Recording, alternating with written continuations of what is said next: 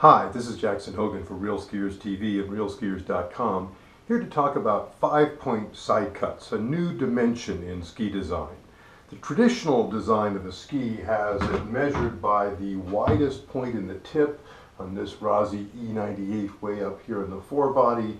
Then it continuously gets narrower down to its narrowest 98 millimeter waist in this case, and then proceeds to get wider all the way to the very end where the designer rounds off the very end of the ski. Not so the 5-point side cut, perhaps first popularized by Armada. I believe that's correct at any rate. And with a 5-point side cut, you can see that the tip shape is different.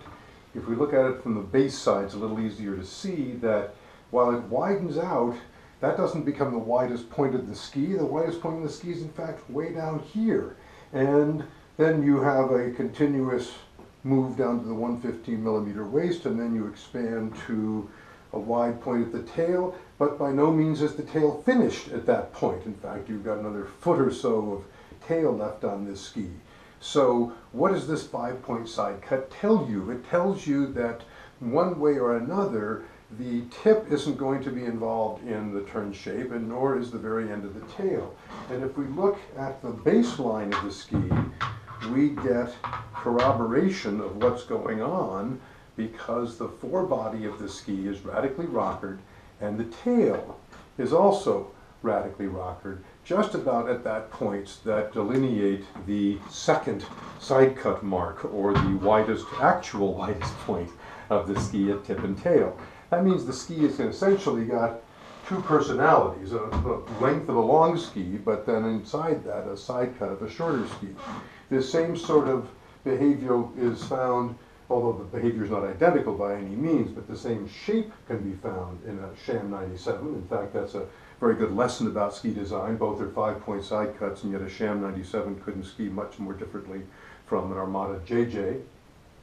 Also a different flavor is the Sol 7. Here, Rossignol has in fact made the tip and tail in a honeycomb structure, as if to also remind you that neither tip nor tail in this 5-point contact ski is going to contribute anything to turn shape.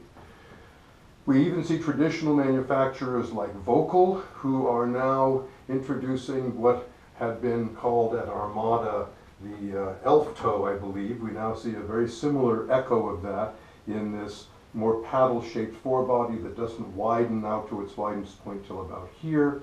This is a very untraditional type of side cut for a brand like Vocal, but apparently is what their athletes are asking for.